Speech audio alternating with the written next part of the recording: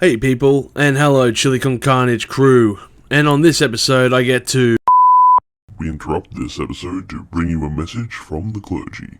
Wait, what's going on? Papa Emeritus IV sends his blessings for the following episode and review. Well, thanks? He also hopes the fans enjoy this quick review on the latest album, Impera. I hope so too. And if this scores poorly, he will send the ghouls around to your house for re-education. Okay, that's ominous. So, if you couldn't tell from the title or the intro, this review is after the newest album from probably the biggest rock band of the last decade, Ghost, called Impera. But first, a little history. Ghost is a Swedish band whose only known member is Tobias Forge as the anti-pope Papa Emeritus most of the time, and, well, the other members are called ghouls, or ghoulettes. Well, this isn't entirely true. Many of the musicians have been identified and are now known, but I won't say any here. Originally, the idea was to make all the members faceless ghouls, and that was to keep the focus on the music, and I love the concept that they were going for this. So with each album release, Tobias changes his character, and the current lineage of Ghost sees Papa Emeritus IV taking over singing duties on Impera from Cardinal Copia. So, here we are on Ghost's fifth album, and we start off with the instrumental acoustic build-up introduction, Imperium, before being launched into the bright riff and vocals of Kaisarian. This song gives me a large arena band 80s sound, and I fucking dig it. This song just rocks. Like, it really fucking kicks ass, and gets me hyped up to hear the rest of the album. It's different to past versions of Ghost, but still rooted in their past, in both tone and lyrics, which deals with the death of Hypatia at the hands of religious zealots, and it is a dark subject ignoring the upbeat song. A stark comparison, but a great way to learn an important person in history. Spillways is next up and provides a solid rock and roll slab of a song ready and primed for choral singers who add the finishing touches to this tune that is parallel to the use of Sweet Baby Ray's hickory brown and barbecue sauce to a scrumptious slow-cooked beef rib. A great tune. Call Me Little Sunshine is the following track. This song starts off with a sinister guitar riff as we call out to the middle of the night. It's good to hear Ghost write a new song for the Liverpool fans to chant to.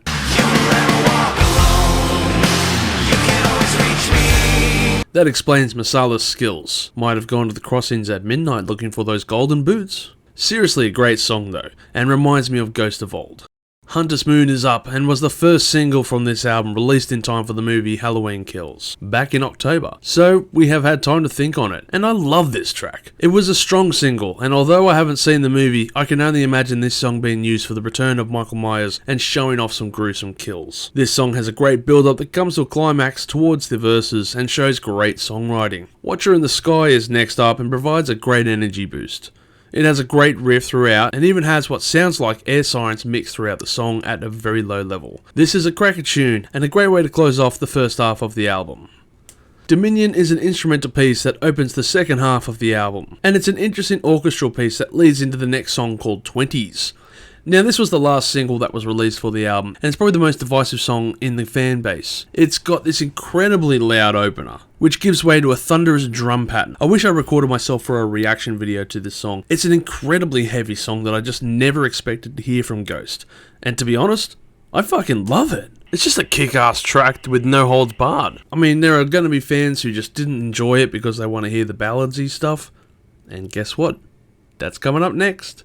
Darkness at the Heart of My Love follows and seems to be hitting the right notes with a lot of fans. It almost sounds as if there was a harpsichord in the track, which would be wicked if true. I mean, have you seen the pieces of art that people have made for those instruments?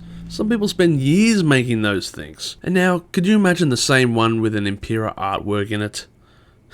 That would be wicked. There is always one odd instrument in a track, just like how Miasma had the saxophone. And now it's the semi-ballad piece of Darkness at the Heart of My Love. A very graceful track. Griftwood is the next track, and to me, it wasn't exactly a huge standout track. It may have been overshadowed by some of the previous songs and, well, some of the upcoming songs as well. Maybe this song suffered a bit because of track placement, but it's not the worst song I've heard either. Definitely not by Ghost. It just gets overshadowed by all the other songs on this album. It's a good solid rock song overall, but not my favourite song on the album. Bite of Passage is a small instrumental opener for the following and last track on the album, Respite on the Spatial Fields, which is about Jack the Ripper. There have been many songs about Jack the Ripper, but this one tells in more details than most, while other tracks tend to focus on the murderers themselves. This song seems to have a focus on the dark cloud that was hung overhead of Spatial Fields because he was never caught, and the fear in the area that he might still be out there. The piece itself is a mastercraft of musicianship, with the song being a slow build-up until its eventual crescendo and fade out.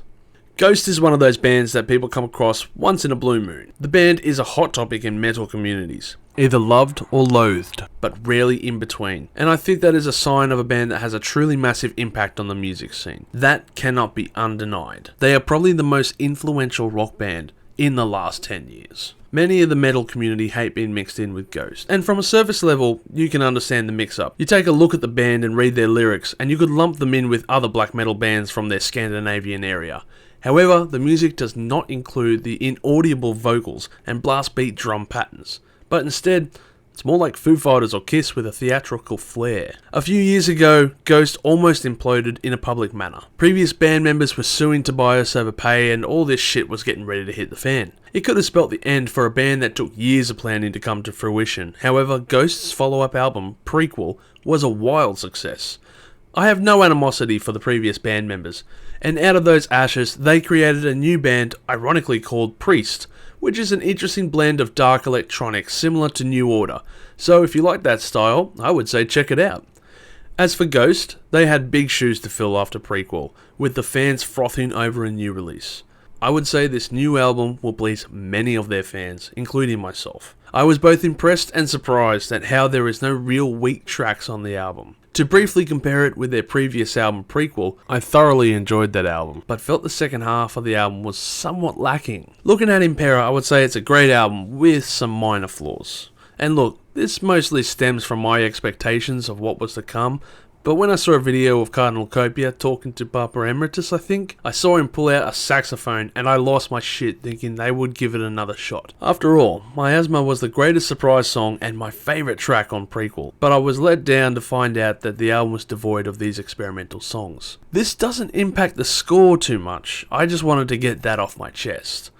The next part though does, and I feel that while the riffs on this album are very good and solid, it feels like there were fewer that stood out on first impression. Maybe it's still early days, and this will be a non-issue after a few more playthroughs, but Prequel left a bigger first impression than Impera in my view. Regardless though, I still feel this is a very strong album, and overall I will give it the highest rating I have given any new album on my 5-minute review segment, with a tremendous score of 2 million chilies on the spicy scale. Instead of selecting the 3 standout songs that I enjoy, like I have done in the past, I will do what many fans have been doing and ranking the album from my favourite to least favourite songs, excluding the instrumentals and opening song. First up would have to be Kaisarian, followed by 20s, Hunter's Moon, Darkness at the Heart of My Love, Respite on Spatial Fields, Call Me Little Sunshine, Spillways, Watcher in the Sky, and Griftwood.